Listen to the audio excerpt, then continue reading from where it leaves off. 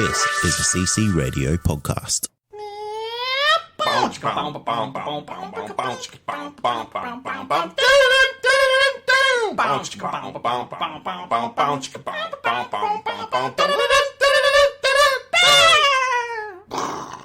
Welcome to episode 264 of the Countdown Podcast. Your lockdown buddies here for your listening pleasure. My name is Wayne. And my name is Paul. Welcome to the podcast. We count down movies and sometimes television in order of awesomeness so you do not have to. And today, because you are locked down and we are effectively locked down, Australia doing pretty well, which is nice. But our thoughts and prayers are with everybody else in the world who is struggling, the US, the UK. Hell, we may even have a listener or three in Spain and Italy. Our very best to you as coronavirus continues to rage and change the way that we live. Today, we are doing the top 10, last 10, coronavirus. No, wait, lockdown edition. Lockdown edition. Yeah. No one's actually, if you put coronavirus in the title, more people might have listened to this. Yeah. Or we'll just clickbait it. SEO, sorry. Yeah, what are you going to do? Yeah, so it's just a top 10, last 10 where we count down 10 of the most recent films that we've seen but not spoken about on the show and rank them from worst to best, so we both guide you away from things which are absolute shit and towards things that we think are pretty goddamn awesome. How did your list go this week, Paulie, or this episode? This edition? I've got a good range, I think it's fair to say. I've got some absolute tripe at the bottom of my list, and I've got some surprisingly good films towards the top. So, yeah. Right. Mine is mostly shit. Not like bad to talk about shit, just like, I don't recommend till very late in the piece. The last 2-3 of these we've done, it seems to be that's the case. You're making the bad choices that I normally make, clearly. Yeah, they are. They're bad. There's nothing. Yeah, they're bad choices. No doubt. Yep. So, that's fine. I've been doing it for a while. And by way of a sort of tease, I'll be talking about some of these films which have been released straight to streaming rather than going into the cinema. I don't know whether you'll be as well, Wayne. So got some a couple like that here. Some pretty pertinent stuff that we're going to be talking about today. But we get there on the other side of a segment that kicks off every show, and we call The Recount. Who wants a recount? Who wants a recount? Who wants a recount? Who wants a recount? And let's hear from the mailroom. Paulie, what did we get? Well, first of all, from top-level patron and wonderful supporter of the show, Adam Allure, we had one of the more disturbing threads that's ever been put together in our Facebook listener community. Link is in the show notes. If you're not part of it, get on board with hundreds of other people, and of which about 40 or 50 of them actually regularly contribute. But Adam somehow had some app, which I should be able to find here what it's called and give it its due credit. Duplicat is the app. And Duplicat allows you to basically map people's faces that you know or through Facebook or whatever onto GIFs that exist from films. Of other people. This is what Adam did, and he put Wayne and I's face on a number of different examples. So I'm like Tom Holland in Endgame or Infinity War, I think it is. Wayne looking wonderful from a film. I don't know what it is, but it's like some old Asian film where you're maybe it's Monkey. I don't know. It looks amazing how good that is. I think it might be Kill Bill. I'm not sure. Oh, yes. It probably is Kill Bill. Is it Hatanzo? It was not Hattori Hanzo, but the other guy. Okay. Incredible. Wayne is Bruce Lee. Wayne is James Bond. There's some really hilarious stuff. Me as the Asians look kind of like you could see like it's slightly less munted, but me as James Bond, I look totally munted on that one. Which is sad. And also me as Forrest Gump, which was clearly designed to upset me and worked. Well done, Adam. Well played. Well, I looked like I had eyeshadow on, so I'm interested in that. What are you gonna do? Guy liner. Wonderful effort there. Thank you, Adam, for that. It's great to get some nice very work, creative mate. feedback. Nice work. And then last week's vote, then 3-3. We are on the year, Wayne, from episode 263 coming into that one, top 10 TV villains list. And it was, I think they've all been shellacking. No, one was really close. We've had 1 out of the 7 races so far this year been very, very close. This one was another shellacking. 18 votes to you, 50 to me. That is huge. Yeah, much bigger than last week. That said, as is often the case, the people who did vote for you were quite vocal in the comments, so it looks way more misrepresented. And the other way around as well. So when I'm a big fan of pity, let me tell you. When I've only got 10 or 12 votes, I get the same thing that all 10 or 12 of them have written why they felt the need to justify voting for me. Paul Murphy said, got to be Wayne for putting their Barry bad guy. Loved Barry and completely forgot about it. Adam Miller, as mentioned, both had great lists, but Wayne had my Lex Luthor, so got to vote him. Duty Dutra from the Shaken Not Nerd podcast did say Gus Fring won it for me. Stephen Croon, again, on your side, said 2 really good lists, but Boyd Crowder, Vic Mackey, and Al Swearingen got Wayne my vote. See, mine's like odd. Mine's like off kilter. You're getting like Barry people in there, you know? Yeah. But then other people were down on you, like Philip Meany said Wayne had Omar Little as a villain. WTF? I don't get it. Does that mean he's not a villain? He's definitely a villain. Nick Orton said, Wayne for Paula, sorry, but didn't know 50% of Wayne's list, so that's how off kilter you were, sir. Completely. I understand. Glenn Sutherland said, it's a Fring thing. that was therefore a vote for me. Jonathan Kidd said a vote for Paul despite his scoffing remarks about Omar. Oops, sorry, Jonathan. Blake Jarvis said, Wayne, your list dumbfounded me, and then you mentioned the caricature of a bad guy, Euron. Onu Wayne. I'm bewildered, but not that much. And last comment I'm going to preserve for Trisha Lawler, who basically had an excellent rationale when she gave her list. When I heard Paul pick Gus when I was listening at work, I was like, Vindication! No, actually, I remember had that gif. Very happy about that. And David Power, top level patron of the show, one of the most frequent posters around these parts, said, Spike, what the actual fuck, Wayne? I absolutely stand resolute, motherfucker. Sorry. I think you need some help there. I stand resolute, motherfucker. Trust me. When I do it, when I edit it will sound slick. I knew the points. That's it for this week's feedback. Thanks to everybody who gets back to us. And thanks again for Adam for the laughs during the week. They're all badly needed at this point in time. Let's put it that way. Damn right. All right, on the other side of this music cue then, let's get into it. The top 10 last 10 lockdown edition.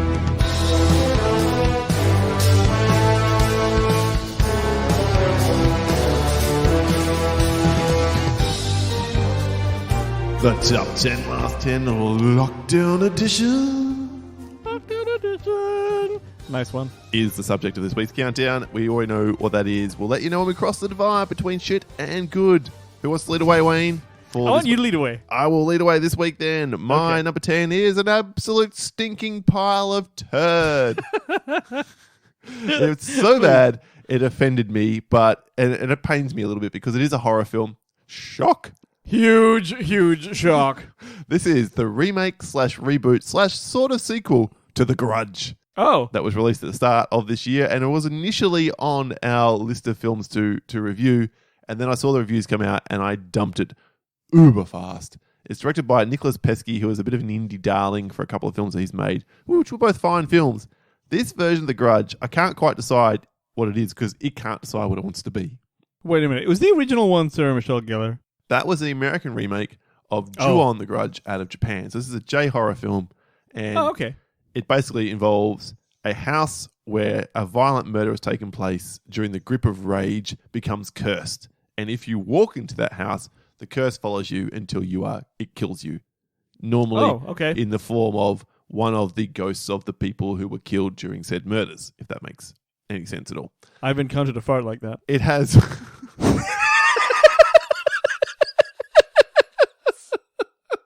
Seriously, you can't shake it. Shit.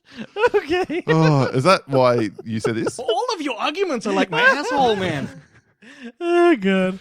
Yeah. Sorry. Just took me there. Anyway, please, point being, I completely lost my train of thought. Thank you. Thank you for that. This film is just garbage. That's all I want to say. It makes reference to something that happened. I can't remember if it happened. I think it happened in the Sarah Michelle Gellar or the sequel one, and kind of follows on from there. But it just treads the same path over and over, and it tries to be really clever by mixing up the timelines, which the original Ju-on did to much better effect. And it has that iconic sound effect that goes. I got to do it. Hang on. Okay, go on. I want to see you there. I got to work it out. Here we go.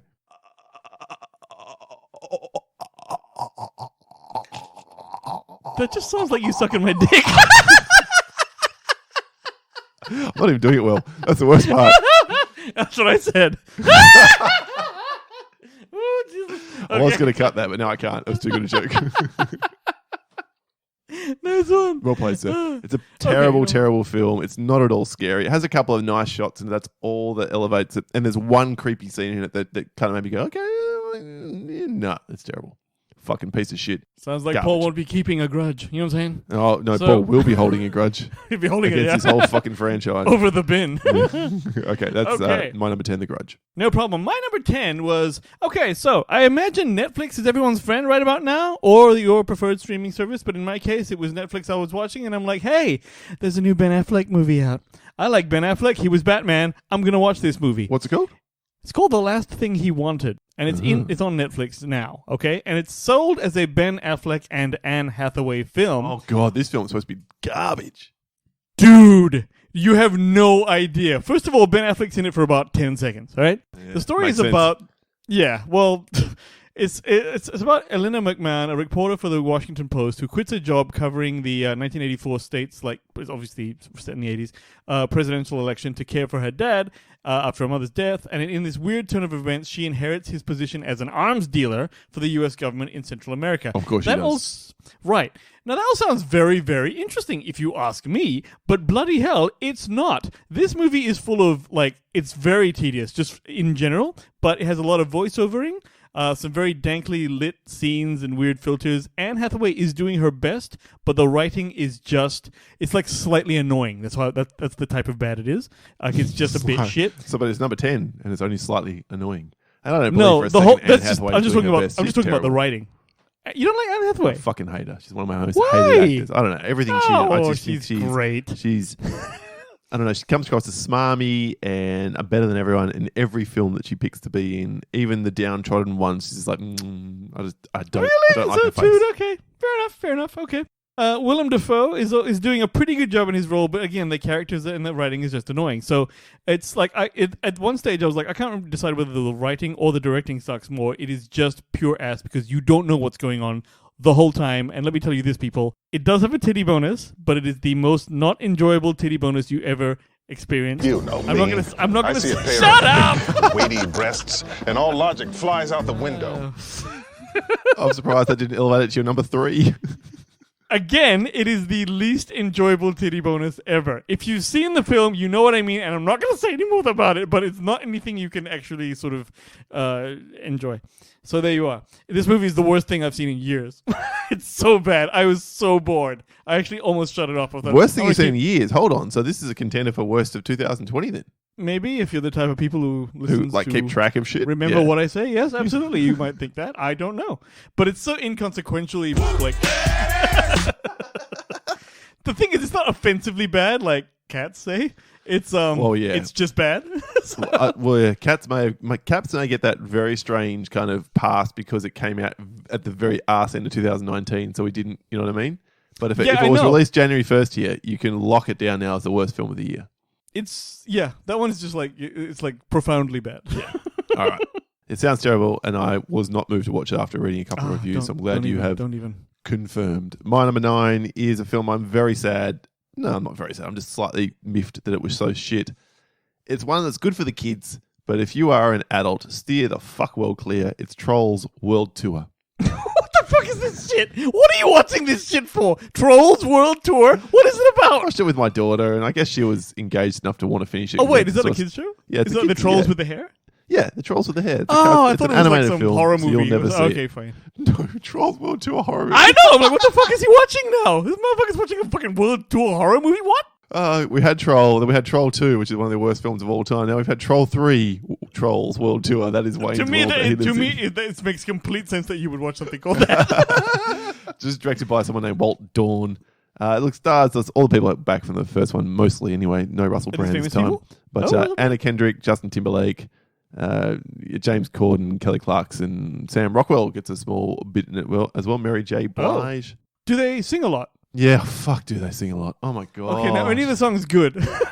No, it's mostly reworkings of popular pop tunes. And I see. The storyline of this one is the Trolls recognize that because they all like pop music. It turns out there are like Trolldom was divided into different kingdoms, and they were all sort of kept hidden from each other. Like one's into rock, and one's into funk, and one's into country, and so of course.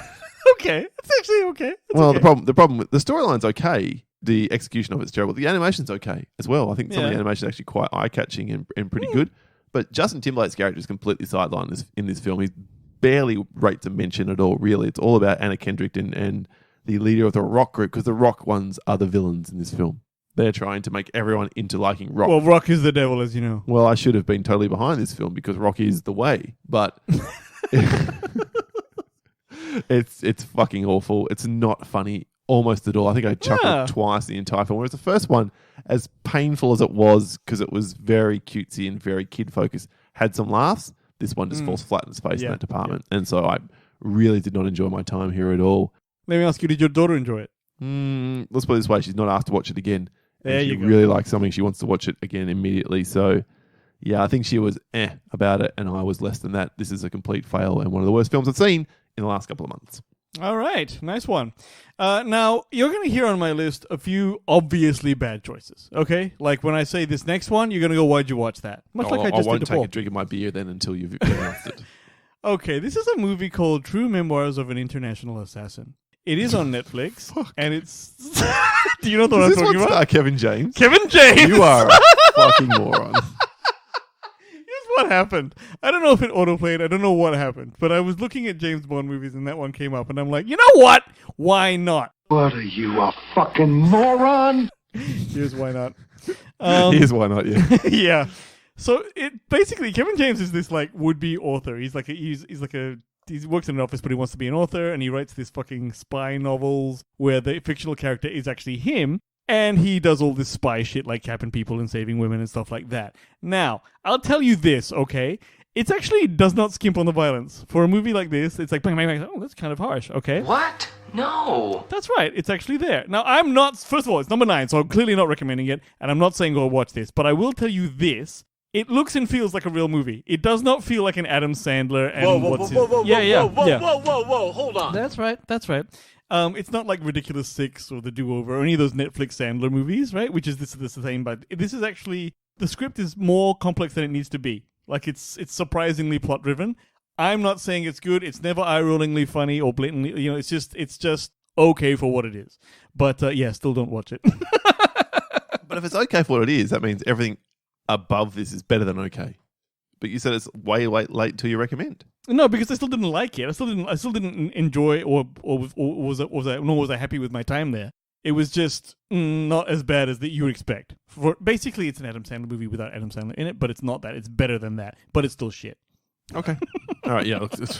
I would never have watched this movie in a pink fucking fit. No. It was kind of... This lockdown will have to go on for a good 2 or 3 years before I find myself watching that one out of choice, so... Occasionally I play a game of movie chicken with myself. And I go, I bet you, how long are you going to watch this one for? And I go, 10 seconds. You know? But this one I kind of went all the way through and said, fuck it, I'm already here. I may as well talk about this one. So therefore, the movie won is what you're saying. The movie definitely won. But again, that's if you're hearing a hint of respect, it's because it's like, but at least it didn't make me shut it off in disgust. That's pretty good for a shitty Netflix movie, right? So well, there you go. Speaking of films I expected to shut off in disgust, and films that you shut on from a great height last year, my number 8 is Elizabeth Banks's Charlie's Angels. Oh, mate, you saw it. Fantastic. Please tell me all about It's certainly not a good film, and I'm not going to defend it, except for, I think, a couple of plot beats, which were pretty good, I would suggest, and that's why it elevates it up to here at 8. And if you want to give a star rating, I'd say it's a 2-star film, because the action is terrible.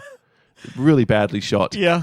I will totally agree with that. And I think even worse than that, the attempts at comedy are so ham-fisted. I was like, oh my God. There was a moment in an exchange in this film which basically has Elizabeth Banks calling out Ben Affleck's Batman for being shit. I'm like, what fucking superior horse did you ride in on? Exactly. I don't know why how did you find, what's her name, Vampire Girl's performance?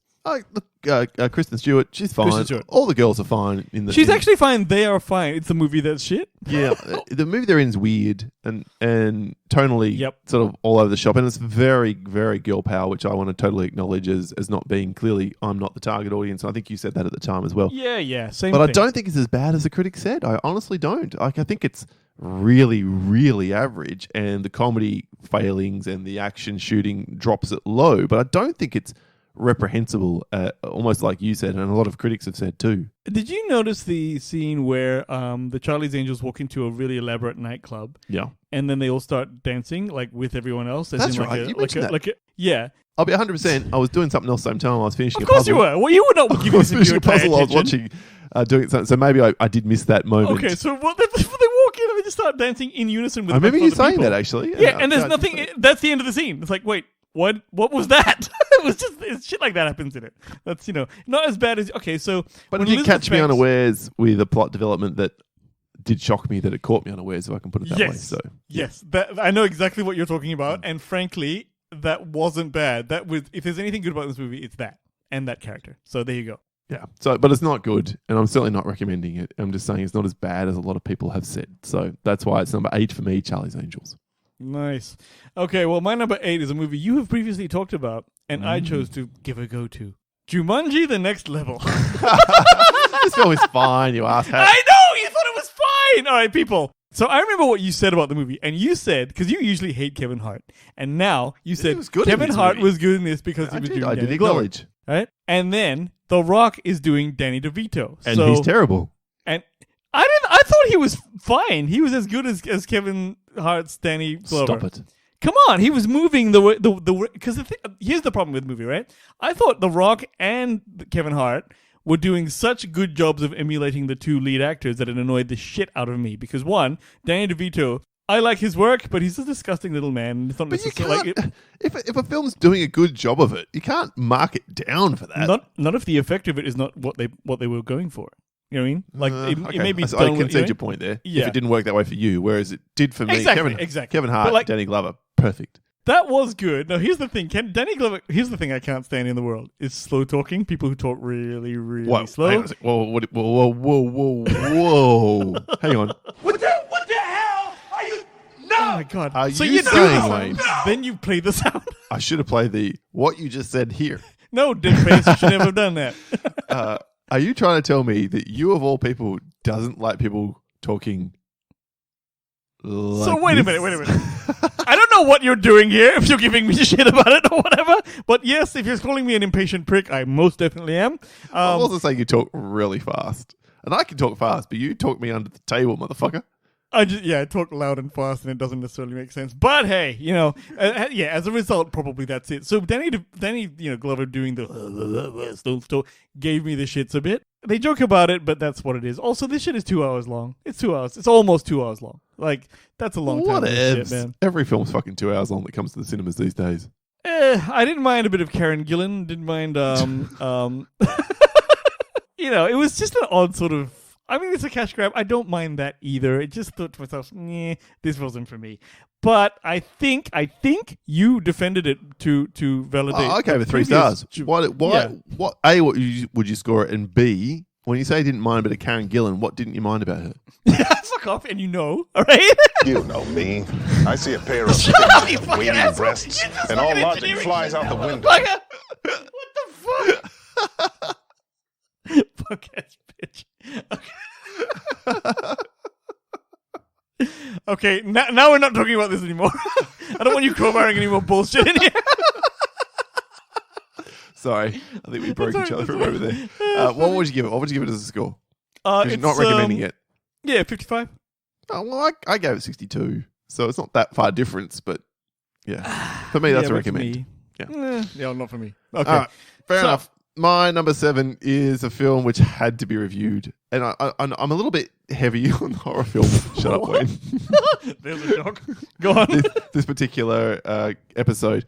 My number 7 is a film called Countdown from late last year. Yeah. So someone made a gag about this. Like, we should do this show. Yeah, I think like, Duty from Shaking Not Nerd was totally all over us to cover this one because why wouldn't we? And I thought, let's press play this. Sounds like Directed I'm by about to hear a why. no-name named Justin Deck and stars a whole bunch of no-names. And it basically follows an app which kills you. Now, What? no, Okay. the app, you download this app and you press on it how long till you die. And Yeah. if you're someone who dies in a relatively short period of time, then it starts this countdown clock. Well, everyone gets a countdown clock, but if you are someone who it's soon to be, then you start seeing shit like visions of something coming Wait at a you. minute. Wait a minute. Mm-hmm.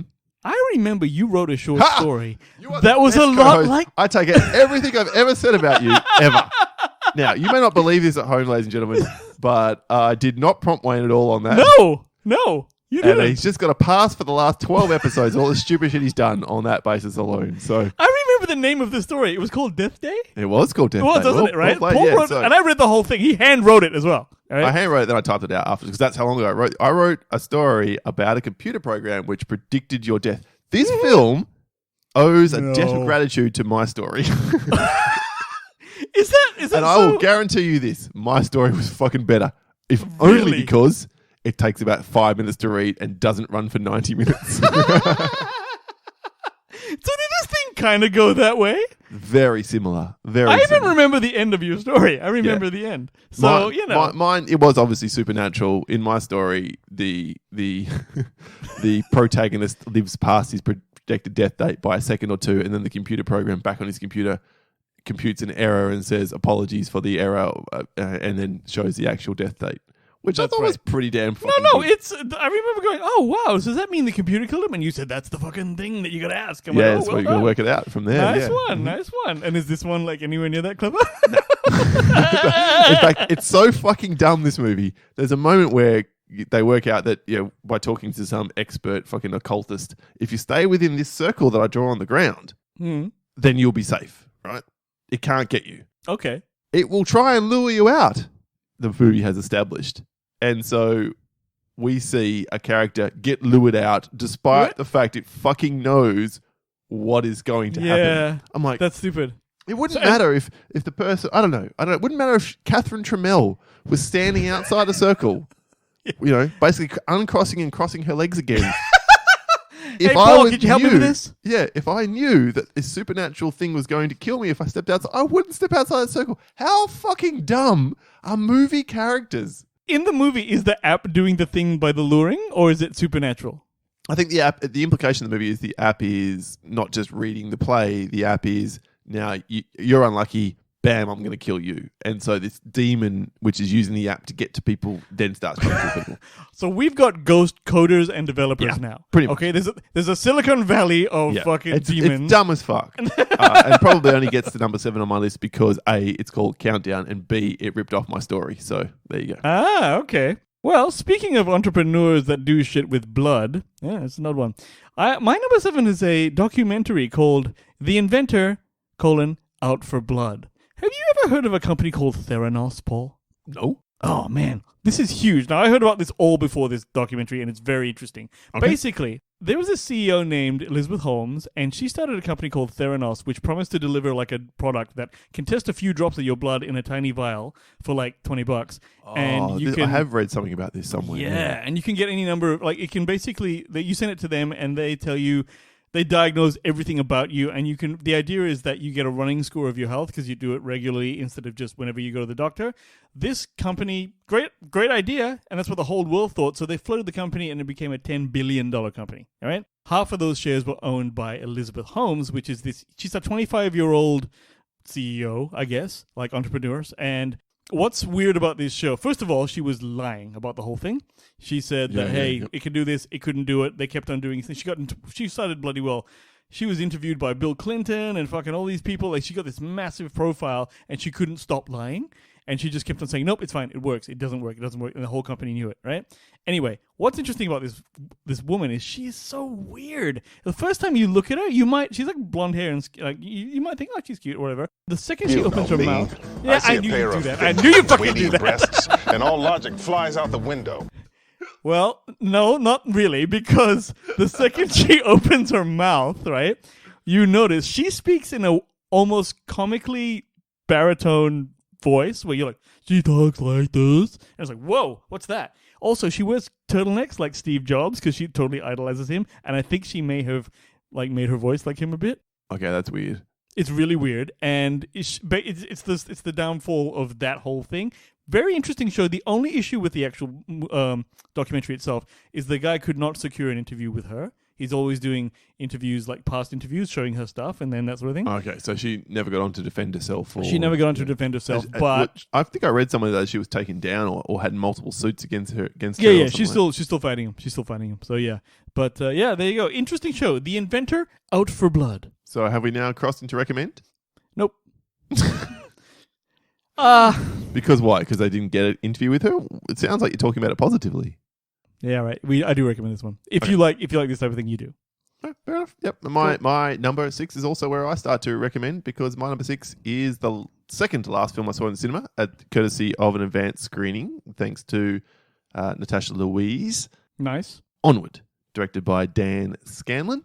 It's the new Pixar film. And yeah, it's out now to stream. I think it's actually, as of tomorrow, Australian time, out on Disney Plus, but it's been out in America for a couple of weeks on their version of Disney Plus.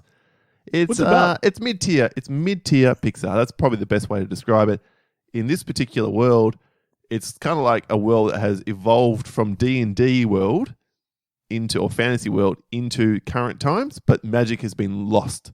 So imagine a world where, kind of like a sequel to Bright. Remember that one with yes, Will Smith and Joel Edgerton? Right, so it's current times, but the magic is gone away. Elves and whatever else, and centaurs and a manticore, like they all sort of cohabitate in a world with cars and cities and all our modern tech and whatever. But the magic is gone, you say? Magic is gone. And these two brothers, played by Chris Pratt and Tom Holland, they discover this spell that their dad, who passed away when Chris Pratt's character, who's the older brother, was only 7 or so, or 5 or 6 or something, and Tom Holland, who's 4 or 5 years younger, doesn't have any memories of his dad. The dad had some way to tap into magic, and he gives the spell to his sons, and they cast the spell, and it fucks up, and dad's only a pair of legs. And so it's them taking the pair of legs on this journey to complete the spell through this mythical kind of land. And it becomes like a quest.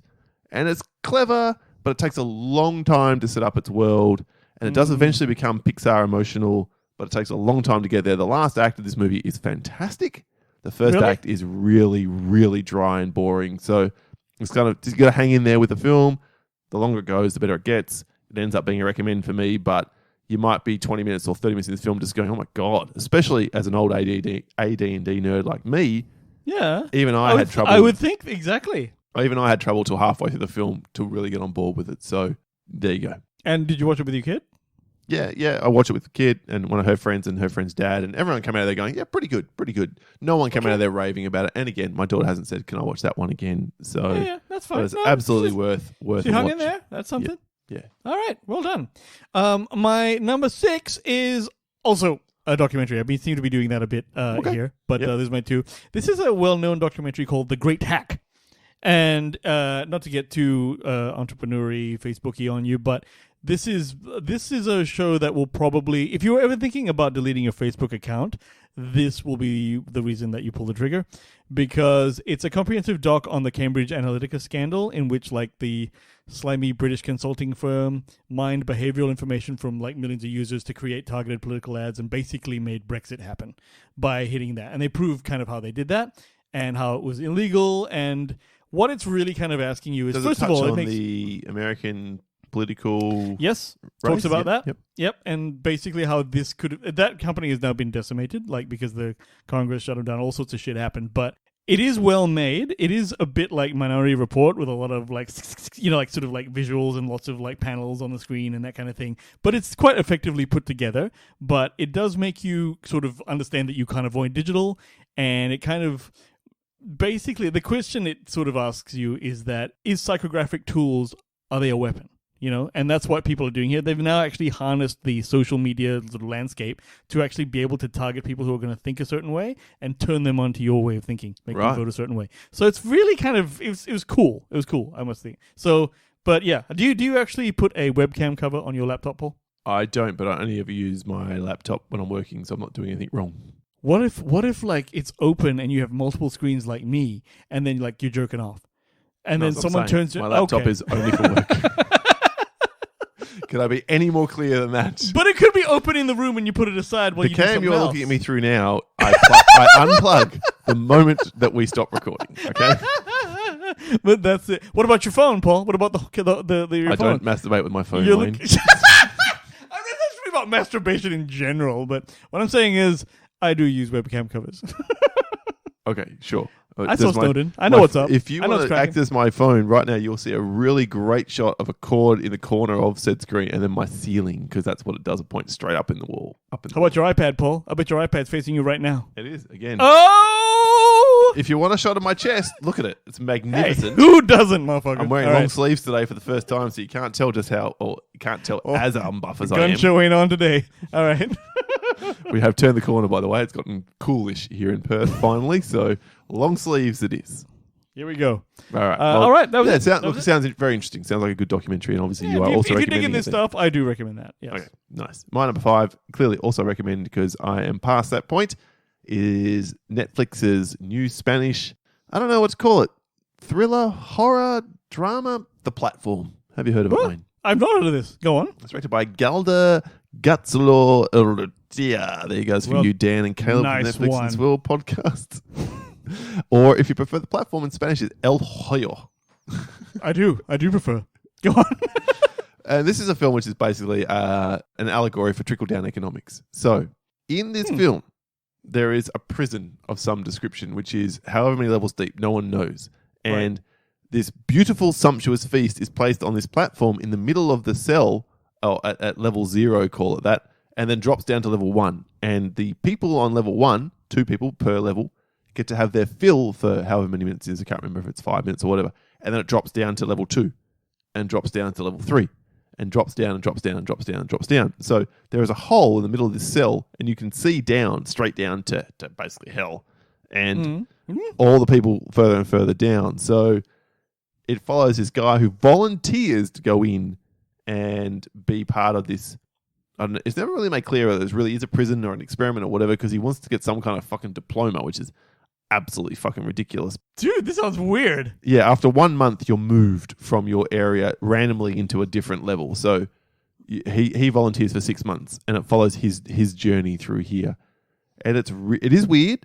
It's well made. Sounds It's kind really of weird. very, very cubish, right? That's the most easy comparison to make. And the production value is relatively low because it doesn't have to be huge in this particular world, but it's very effective. My major qualm and why it drops down to here at 5 is I really dislike the ending. I really hate what it did, and obviously I won't spoil it. It's brand new. It's on Netflix. Anyone can watch this, but it was not clear what it was going for, and for me, it dropped massive points for that reason. Like, it almost wanted to have its cake and eat it too, but it makes no sense. So, But it was good up to then. Yeah. It's 95 minutes, easy watch, well worth the time. Check out the platform. Okay. That sounds really high concept. Yeah, So, it is. okay. I did it not one sentence, but in small enough number of sentences anyway. So, yeah, but it's effective allegory at that level. And if we were to do a top 10 allegorical films, it would probably be in mine. Okay, nice one. My number 5 is a movie that I stumbled upon, and I saw the trailer for it, and I thought to myself, this looks like a hella quirky, somewhat stylish, offbeat kind of drama thriller. It's called Thoroughbreds. Have you ever heard of this before? Yeah, I have. I've seen it. I disliked it immensely. Okay, interesting. Now, it's about these 2 teenage girls, Lily and Amanda, who live in an upper-class area of, like, Connecticut. And they used to be friends a long time ago, but they grew apart, and they're sort of reconnecting now. A long time ago, What song is that? we used to be friends. Oh, I remember now. Hot damn! Yeah, I'm glad we went there. Sorry. No, it's all good. Apologize It's to all good. All good. So anyway, so she's long story short. What's that? What's that now? Same song. Oh, is that from that song? The joke was so bad first time I had to come back for a second round trip. Sometimes you go swipe again and maybe it works. We don't know if it happens. Like that Simpsons gag where Sideshow Bob steps on all the rakes over and over. And then it gets less funny then funny Yes. again. I know what you mean. So yeah, anyway, this movie is basically about these 2 friends. One of them is really like despondent and sort of fucked up because she's a bit like fingered and doesn't feel emotions and stuff. And the other one convinces her to try and to kill her stepfather, who she hates. And what is the deal about this film is it's a mega, mega slow burn. It's the first thing to know. God. All right? It is really, really And I was expecting something a bit quirkier and a bit more stylish. And I would say that it's not for everyone, but at the end of the film... Me. No, I would say it's not for me either, but at the end of the film, I ended and I went, oh, okay, so that happened. And then I started thinking about it more, and I was like, hey, that movie sort of duped us. Like, it actually was, and obviously you didn't think this, but the movie seems to be playing it one way. I'm not going to spoil it, but it seems to be playing it one way the whole time. And at the end, you realize, oh, shit, the whole time it was actually this other person who was actually, it was actually the big, it was actually a shock, but not shocking, because it's such a slow-paced movie. I oddly did not mind it. And I don't know why, because it's normally I'd crap all over it. But it does shock me that you like this one, to be honest. Yeah, it's something that I liked about it. They do interesting things with the soundtrack and shit. It's like it's sort of made in a kind of good way. But you're in good company though. I think most people did like this movie. I am one of the exceptions to the rule. So yeah, it's definitely not for everyone. I'll tell you that right now. So on some level, I would, if I recommend this, I recommend it to very few people. People who like Lost in Translation and shit, like slow burn movies, that kind of thing. Okay, all right. My number 4 is a film that we were probably going to do this week or last week before coronavirus interfered with the way of the world, and it's called The Hunt, as directed by Craig Zobel. I'm intrigued about this. Watch it. There you go. There's my two-word reply. Watch it. It is a bizarre experience. It's not entirely successful, but I put it on with my fiance, and we got 1 minute 30 in, and she said, "Turn it off. I can't do this. It's too gory." So it's extremely gory. It's very gory. It's very over the top, and it basically follows 12 strangers who wake up in a clearing, and they've all got sort of like horse bridle things in their mouths, so they can't speak, and they're locked on, and they start being hunted by humans. So it's a variation on The Most Dangerous Game, which is a classic film. I think it's a film. Variation on The Most Dangerous Game, and they start to get weapons and start to fight back, and it goes from there. Mm-hmm. Now, what makes this film interesting is it's written by Damon Lindelof and Nick Hughes, and they have made this film, and it was very controversial when it came out. They've made this film kind of like a commentary on conservatism versus liberalism. And so the liberals are the hunters and the conservatives are the hunted, and it tries to occupy this ground between the two, which both neuters and makes the film more effective in a weird kind of way. Is it like, because it sounds like Surviving the Game, that old Ice-T movie. It is like Surviving the Game, but it's a lot more tongue-in-cheek, even though that film now doesn't stand the test of time, but that is the kind of ilk it's going for. Okay, all right. But imagine that the other way around. In that film, it's the rich people hunting a poor person, right? Yeah. And that's sort of happening here as well, but it's the rich people in this film are the corporate elite liberal sort of... They're the people who are minding their P's and Q's when they're talking about race and talking about classism and whatever. And the people that they're hunting are the rednecks, put it that way. But you think it's worthwhile? Yeah, I do. Like, it's, for me, if it wasn't for the awkwardness, there's a couple of kick-ass scenes in it, and there's some really genuinely surprising moments. I won't say more than that. I'll say this. If you've read this book, and I don't think it'll be too many of our listeners, there's a book called Heroes, or The Heroes by Joe Abercrombie, who is one of my absolute favorite authors. And in this book, this big battle happens between, it's like a fantasy medieval type thing, between two sides. And one chapter follows all these characters. And it starts with character 1 who kills someone and then gets killed by character 2. And then it follows character 2 who gets killed by character 3. And then character 3, you know what I mean? So it follows through the battle for about 50 pages like that to give you the implication of chaos and or the sense of how chaotic this world is. And The Hunt does something very similar. And it's really, really effective. So it got some really great moments, but overall it gets a little bit muted by tries to occupy its middle ground, not wanting to comment on anything. And it became this kind of rallying call for the gun violence in America. And so they canned its release in about September last year because of the shootings over there. Really? Yeah. And they didn't want to sort of be insensitive and whatever else. And so it was all the way out. I think it came out in the States just before coronavirus shut down theaters. So it had a couple of weeks in theaters. And now they released it to streaming for everybody else, including us, which I think it was meant to be released this week or last week in Australia. So production-wise? It's pretty high. And eventually it comes to this woman who's awkward and weird, but is very effective at defending herself. I'll just say that. So, okay. Good stuff. Cool. No, I'm familiar. Okay, my number 4 is a movie we were going to do for the show, but then we decided not to. 21 Bridges. I cut that off my list late for Charlie's Angels. Did you? Oh, it would have interesting. been 7 for me. Okay, good call. So this is Chadwick Boseman, Sienna Miller, and J.K. Simmons, and I didn't know about this movie until Paul brought it to my attention, and then I realized it was directed by the Russo brothers, working with Chadwick Boseman. It's like kind of a Marvel thing. No, they produced it. Did they direct it? Oh, they did direct it. Did they produce it? I thought they directed it. Looks to me like... Anyway, if they did, good job, because this movie is actually shot... They produced it. Brian Kirk directed it. Okay, sorry. But this movie, I think it actually looks really nice. The city looks beautiful. It looks dark. It looks vast. It looks like there's a lot of these like cool tracking shots, and like the shootout sequences are handled very well, brutal and punchy. The movie is about basically this Chadwick Boseman is like a NYPD detective, and he gets thrust into this citywide manhunt for a pair of cop killers after uncovering this massive, huge kind of, of course there's a bit of conspiracy and that thing going on as the night unfolds, but basically he closes all the bridges from Manhattan Island. There are 21 of them, and that's how he's got to find them in a night, basically, before they open it in the morning. So, first of all, one thing, go into this knowing as little as possible. What I told you, that's all. Don't go looking for a trailer. Don't do anything, okay? You'll like it more. Chadwick Boseman is doing some sort of like a New Yorkie accent, and it's really, really good. I like the way it's shot, but the issue with the film is that even though it's well made and well acted, the story and the way it's presented to you winds up being kind of predictable, and there's no surprise or intrigue for you because you kind of go, you could call this is how it's going to end, and it does. That's the thing that's wrong with this movie. Otherwise, it's actually made incredibly well. Yeah, I would agree with that. I guess just speaks to the quality of film you saw versus the quality of films I've seen in this top 10 last 10 lockdown edition. Yeah, it's very slick. It's fine. I'm not sure why it was it wasn't shat on, but people just went about it. I think it's better than that.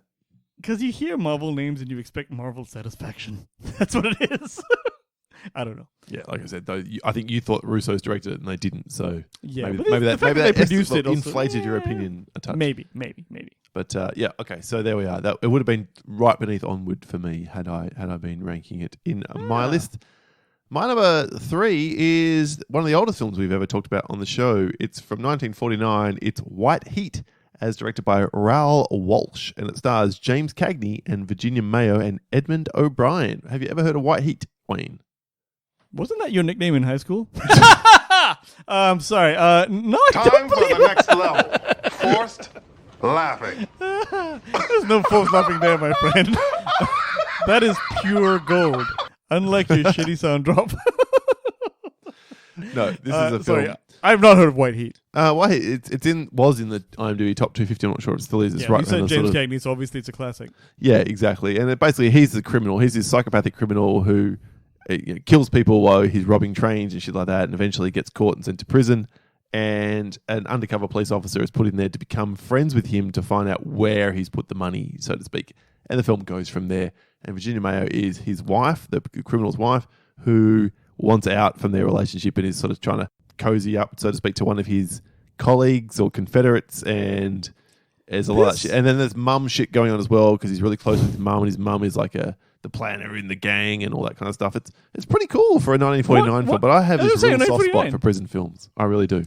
So because of your time with prison bitches? I don't know what. It's like... I wish I had saved the forced laughing button for now. But this is an older film that you are giving... What position? 3. 4? 3? Yeah. Yeah, I really dug this one. I thought I was going to be bored as fuck, and I pressed it, and I'm like, oh, I'm intrigued, and I watched it all the way through. Is it harsh or something? Was it a surprise? What's the deal? It's like, this is okay. It's also long for a 49 film. It's 140 minutes, but I was never bored, so it's 3.5 stars. It's really, really good. Bam. Okay. Yep. All right, nice one. What's it called again? White Heat. Of course. How could I forget? All right. My number 3 is the first time I used my Apple Plus TV fucking whatever that subscription is. You have Apple Plus TV? Well, I bought an iPad this year and they give it to you free for a year. So I would not have actually paid for it normally. But God damn it, we just bought an Apple iPad. It still hasn't arrived after 3 weeks. What? Just go look on your thing, man. You can't. Well, you can't get them anymore because they're all sold out because everyone's in lockdown. Oh, shit. Okay, well, we'll talk. But number 3 is a movie from there called The Banker. Now, this is a film that was mired in a bit of controversy because it was going to be... Basically, it's based on a true story of Bernard Garrett and Joseph Morris. They are two African-American entrepreneurs who sought to financially empower Black Americans by buying homes in white neighborhoods for them to rent. And they offered loans to black-owned businesses by starting a bank, the first black bank ever, and they hire a white man to pose as the head of their company while they posed as janitors and actually ran the business. And it's got Sam Jackson, what's his name? So it's not a documentary. This is a dramatization of real events. So Sam Jackson, Anthony Mackie, and Nicholas Hoult. And unfortunately, this was going to be a movie that they actually had it ticked a lot of Oscar boxes, okay? It's about a minority oppression, it's a period piece, it's about, whatever. But then they had to yank it from distribution because one of the producers got embroiled in a sexual harassment scandal. Oh, okay. Yeah, and they actually had to yank it from release and only just came out sort of recently on the platform now as a result. Now, the film is actually really well played.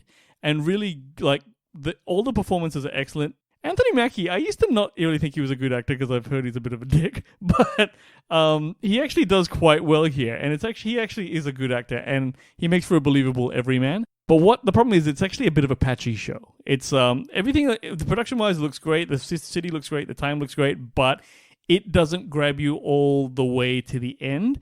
It is not entirely hugely entertaining, but it is solid. It's a really solid film. So that's why it's my number 3. All right. Sounds The reasonable, Banker. despite the last part. It's all right. It's just it drags a little in places. Weirdly, then, we go from your film about disaffected African Americans to my film about disaffected African Americans, which tells you a lot about the way things were and perhaps are in America. Just Mercy. Directed by Destin Daniel Cretton and starring Michael B. Jordan, Jamie Foxx, Brie Larson, O'Shea Jackson Jr., and Rafe Spall, with a pretty great supporting turn by Tim Blake Nelson. Have you heard of this one, Wayne? I have heard. I've only seen the trailer, the movie poster. Watched it last night. Actually watched it over 2 nights. We started late, so we had to finish it. So over the last couple of nights, the powerful true story of Harvard-educated lawyer Brian Stevenson, who goes to Alabama to defend the disenfranchised and wrongly condemned to death, including a guy named Walter McMillan, a man sentenced to death despite evidence proving his innocence. This is one of those outrageously anger-producing films where it's 137 minutes long, and you spend a good proportion of this film just shaking your head. Even as, and I have to be clear here, even as a white person in the dominant culture, just shaking your head in horror at the way things were in the late 80s, early 90s in the States. Now, we are not without issue here in Australia. I'm not pretending that for a second. I don't want to offend anybody. But when you see that there and there's a moment in that film where my blood boiled. And this is a dramatization of events that happened 30 years ago-ish. Holy shit. The guy here, Brian Stevenson, he is an executive producer on a film. It's based on his novel or book of the same, and is played by Michael B. Jordan. What an amazing person! Harvard educated, not obviously super intelligent, but not from a very poor neighborhood, not from money, and decided he wanted to help people, and includes this particular gentleman. I will not spoil the film because it's not a big enough story to be obvious how it's going to play out. But geez, it led me down a road, and I was feeling it. Let's put it that way. So I am surprised. I did not actually. I didn't hear enough about this show. I didn't even know what it was about. But I am surprised you're putting it so high. Courtroom dramas aren't always my thing. That's right. When they're played well, like this one is well worth seeking out. Please see Just Mercy. Cool, nice one. Now, by contrast, my number 2. I have here what I think I'll call the manifestation of how I'm dealing with the lockdown, okay? And that's basically chasing comfort viewing over any kind of self-examination or adventurous spirit. This is a stupid popcorn film. It is pure fluff, but I liked it and I had a good time. Sahara is the name of the movie. Okay, what the fuck? Okay, I knew you'd have a problem with this. Everyone, Sahara is a 2005 film starring Matthew McConaughey, Steve Zahn, and what's that girl with the lips? Bullshit. That's not her name. Just to be clear. Penelope Cruz. You mean Salma Hayek? Light? Is that what you're Light. saying? Nah, not at all. This is a movie, so it's made from a Clive Cussler novel. He's a typical type of pulpy writer that Paul would hate. Take it back! So that's already gonna not happen for it, okay? Oh my god, this film is garbage. I know. Well, this is not. You know what? I'm saying this to you. It's my number 2, but I don't recommend it to anyone but me. How's that? Because I'm not saying this is the second best film of the lockdown, not even close. And I don't even recommend it necessarily to you people, but I enjoyed it the second. This is the second most enjoyable movie I've seen of the last 10 because I really liked it. I can't help but think you fucked up the whole brief here. And we've done this 27 times in the I'm last 5 telling years. you that this is my favorite. I enjoyed this, and so it goes higher. If I liked it, but I didn't think you'd like it, it wouldn't go lower. So, yes. Inconceivable. Shut up, you punk ass bitch! It's about Matthew McConaughey, and he's this sort of naval historian diver dude who actually goes and takes up, he finds shit that has sunk in the sand or in the sea for years and years and years. William H. Macy's in it too. Yes. Anyway, it's rather than go into it, I will tell you that it involves helicopters, bad guys, choppers, blowing shit up. It's all that shit. I liked the mood of this movie, and I think it had a lot to do with I might have been a bit depressed and it picked me up. And I think it's actually a PG film. There's actually nothing offensive or edgy about this at all. But I really, really liked it, and I dug the shit out of it too. So it's kind of like National Treasure. If National it's Treasure not as was bad as National bigger Treasure. fucking It's not as bad as National Treasure in any way. This is a completely different movie. I did not know that this writer is one of those Lee Childs, Jack Reacher Clive type, Cussler, where he's got this series of this character. I didn't know any of that shit, but I remember watching it going. And this was meant to be the one that launched that, and you can tell how well it did. Yeah, well, as I was watching, I think because it's all set on beaches and sandy, but I don't know. You know me and colors in movies and color temperatures in movies. It has an effect upon me. Watch Jaws, motherfucker. You know, Jaws. No, man. Then there's people getting eaten and shit, man. That's not the same thing at all. This one here, I was watching some harsh shit, the fucking the one with the 2 girls, the fucking Thoroughbreds one, and that bummed me out. And then it seemed to take a long time as well for the 90-minute movie to get over. Then I watched Sahara because I'm like, what's this one like? I always wondered, and I just became happy again. So that's what happened. It's my number 2. For a while now, I've been thinking I should add to the soundboard. Drugs are bad, okay? Not drug related. This fucking choice screams. I have issues, but not like this. It's it's great. I mean, I had a great time. I'm not saying it's great. All right. Well, let's wrap it up then with our number 1. That's unbelievable at your number 2. Holy shit! If I rank all of that with mine, it would be my number probably 9. Jesus Christ. Yeah, I'm going that way with, but I like this. Speaking of, my 10 through 2, and then revealing my number 1. 10, The Grudge, the remake. 9, Trolls World, Pooh. 8, Charlie's Angels. Are we doing that? Go ahead. Here we are. 7, Pooh Down. 6, Count Onward. 5, The Platform. 4, The Hunt. 3, White Heat. 2, Just Mercy. Number 1 is a film that's very me, and I probably wouldn't recommend to you, Wayne, but I recommend to anybody who likes Assault on Precinct 13, the John Carpenter original. It's called VFW. It's directed by a guy named Joe Begos. What is this? It's a very low budget film, basically set in this dystopian just future where a bunch of returned service veterans, led by Stephen Lang, are in their RSL, what we call it here in Australia, their club, and across the road, this bunch of drug dealers have taken over the neighborhood. Effectively, someone steals from them and runs into their RSL, their VFW, which I can't remember what it stands for, but Veterans from War or whatever. Yeah. Okay. Yep. Okay. Got it. And throws themselves on their mercy, and they stand their ground and fight against the drug dealer and the hordes of drug users that they then throw at them, saying you will get all the drugs you want. Really? It is incredibly violent, so over the top. It is fucking awesome. Stephen Lang is magnificent. So you know who Stephen Lang is, right? No. Stephen Lang is the bad guy in Avatar. Oh, yeah. Totally know him now. And then on top of that, you had all these dudes who are like staples from 80s and 90s cinema, like William Sadler is in the film. Martin Cove, Fred Williamson from Dust to Dawn. Yeah. Not Sex Machine, but the African American dude, the big dude. He's Yeah, in it as I know well. him. I know exactly who it is. Yep. And Norm, George Wendt from Cheers. What? Yeah. Norm's in this. Yeah. Norm. And there's a young dude who's just come back from the war who's in it as well. And so it's them versus hordes of drug addicted dudes and women just throwing themselves at them, trying to kill them because they want the next fix. So it's kind of like this zombie movie. Is it like guns and shit? Yeah, guns, weapons, whatever they can use. And it's just, like I said, so bloody and gory. It's such a good time, but it's only for that select few people who can handle that. Like, I would definitely never bother to show my fiance that, and anyone who falls into that sensibility of I don't like violence, fucking skip it. But if you do, if you're on board for that, check out VFW. Okay, so would I like it? You wouldn't like it as much as me, but I think you'd find merit in it just from watching these old dudes kick ass, if I can put it that way. No. I'm on board. I'm one of those guys now.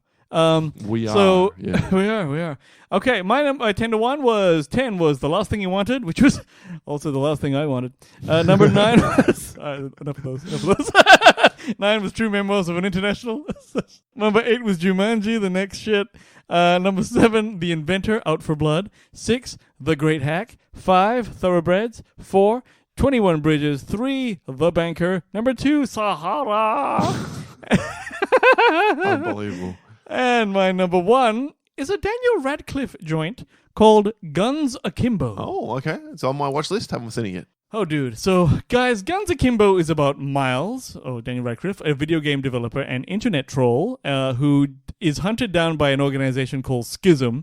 And because he posts some shitty comments on the Schism website, and everyone watches this. Schism is like this game where people are killing each other. It's like The Running Man a bit, where everyone watches on the internet and there's real people trying to kill each other. Okay, so he posts some shit to them.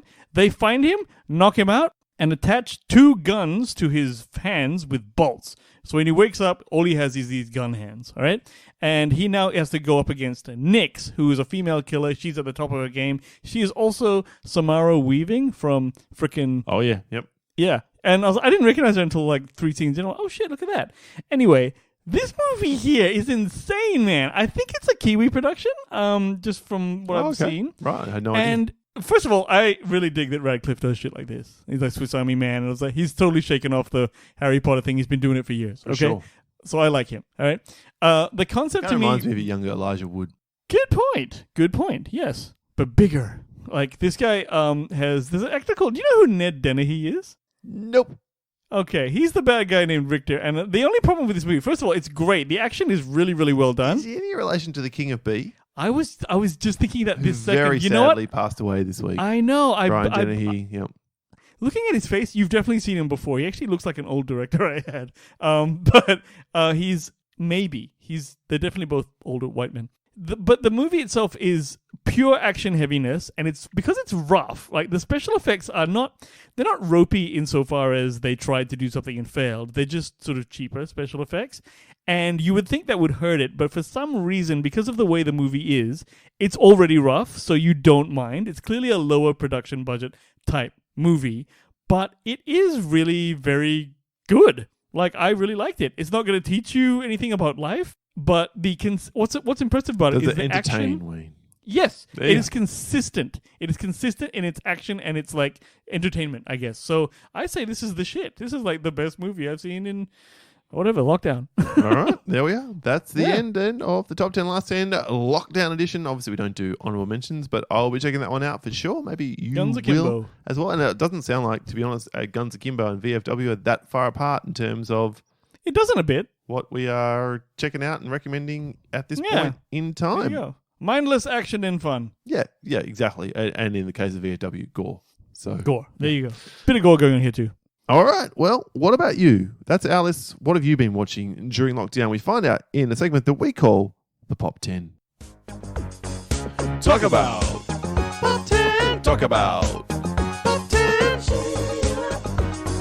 Kicking off this week's Pop 10 with Adelaide Spence, who said, because I'm that bitch, I'm just going to give all out my 10. Number 10, The Wandering Earth, a pretty terrible Chinese disaster film. Sounds 9, horrible. Ocean 13. 8, Dungle. Man, I like Dungle. 7, Seven Brides for Seven Brothers. 6, Hairspray. 5, Sideways, which I'll be doing with Epic Film Guy Nick for an upcoming series of EFG Nick and I. Oh, you're talking about Sideways? Yeah. Interview with a Okay. Vampire. 3 of the other guys. Damn. 2 Superman Returns. Brackets. Fuck you, Paul. Close brackets. Nice one. Number 1, The Muppets from 2011. Damn. Nicole Presley had The Girl with All the Gifts on Netflix. We found this during our End of the World / Apocalypse movies due to the pandemic binge, and I was surprised to find out it was a zombie movie, which made it much more appealing to me. I'd always seen it and passed it by because I thought it was something completely different. Turns out I enjoyed it. It was a new take on zombies. I was fond of the child actor, and I liked we eventually got answers. Not a huge fan of the ending, but hey, at least it was unique. And I would echo everything that Nicole said there. It's a well worth a watch, that particular film, The Girl with All the Gifts. Josh Ragland said, Onward. Pixar tells a great story. The mythical setting was very entertaining. As someone who lost dad at a very early age, that part of the story really hit home. Voice talent was standard. Not an all-time classic Pixar movie, but very good and highly recommended. So there you go.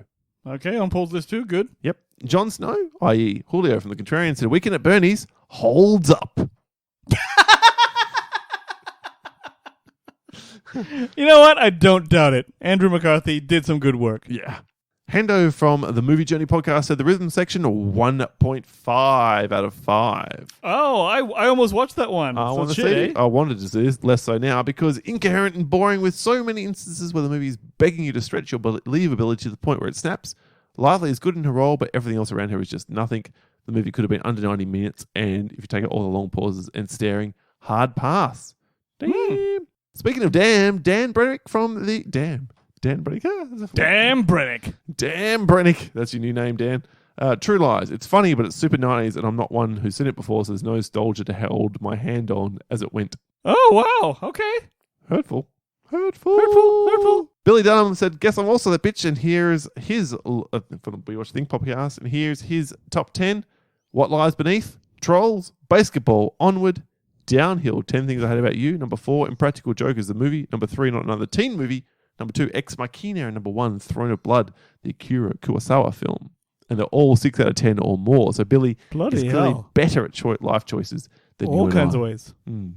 Judy Dutram said, Blade Runner 2049, pretty good, great score, character development, and cinematography, but fucking long. My joke was that was how you would refer to your penis. No, I would think a penis joke would be in there somewhere. Kristen Nakara said, Underwater, an action thriller sci-fi with mysterious sea aliens. On my list, didn't quite get to it this week. Cinematography wasn't spectacular, and it's not breaking any new grounds. It kicks off right from the get-go. A solid effort from Will Eubanks' directorial debut in big-budget Hollywood. So, there you go. And Kristen Stewart's in it again. All right. Oh, nice. Last couple then. Joe Ketchum from the Word Salad podcast said The Farewell was gorgeous. What is that? It's a film about I think an American Asian woman called home to her country because her grandmother is dying for a family sort of gathering, but no one's telling the grandmother she's dying. So they've got that news and they're keeping it from her. Oh, okay, cool. So it's Drama. Pretty Nice. heartfelt, I think. And lastly, from Joy DiCarlo from the So Wizard podcast, top 3, The Hunt, a shockingly fun movie I expected to be arse. So there you go. Not that dissimilar from mine. I also expect it to be ours. Number 2, Chopped on Food Network, the best background noise show on Hulu with 30 plus seasons to keep you busy. Okay. And number 1, What We Do in the Shadows on FX/Hulu. Absolutely hilarious. I believe the season 2 has just dropped, or at least the first episode of it has. So I'm looking forward to that what one I saw was good of that, yes. as well. Yeah, good show. I think I made you watch it and you were kind of vibing it, but obviously No, not enough. it was good. It was good. It was Finish good. the damn thing. All No, right. but it was still good. All right, that's your feedback on the topic at hand. Wayne, how do the listeners let us know their feedback for weeks coming up? Google The Countdown Podcast and find us on the social me, or send us an email at thecountdownpodcast@gmail.com. We're on Twitter at The Countdown PC. You can hit us up via email at thecountdownpodcast@gmail.com. Follow us on podbean.com and leave comments there. And lastly, the Facebook listening community link is in the show notes. Wayne, what's happening Bring this it. week for episode 265 of The Countdown? Next week, we're going to try something different. This came from one of our compadres, Troy. From the Troy- CC Radio Network. CC Radio Network. He just recommended that we do a thing where we take a decade, all right, from maybe the 80s till now, and we take the best movie of each year of that decade, put that shit into a list, okay? So we haven't thought of a good name for it yet. No, we haven't. And Troy acknowledged that. And so, Troy, from the Great Mates podcast, we would say, first of all, when you said that and we sat down and had a conversation about it, here was our basic reaction. Yes! Okay, it's been a while. So, yes. We'll come up with that name, but that's the thing we're going to do next week. And we're going to do what decade, Wayne? Wayne picked the decade. We thought... Let's go with the 90s. 90s he wants to do. So we're going to do the best film of each year from the 90s, 90 to 99, and present it in a list, according to us, obviously. And then we'll... God forbid we need to come up with a good name for this because I need to ask the people, the listeners, about their version of the same. You got a name for us? Just throw us up here, people. Yeah, if you can work out what we should call it, hit us up in the Facebook listening community or via Twitter during the week, and we may well run with your suggestion because we are batting zero right about now. What are we going to call it? I don't know. Anyway, any ideas? Hit them up. All right. That is it for today's episode 264 of the Countdown Movie and TV Reviews podcast. It's been an absolute pleasure. My name is Paul. My name is Wayne. And this has been, of course, the soundboard. I was directing that at you, Wayne, and then you told me to fuck off. How dare you? How dare you, You sir? can't handle the truth. This is true. We'll catch you next week. See you kids.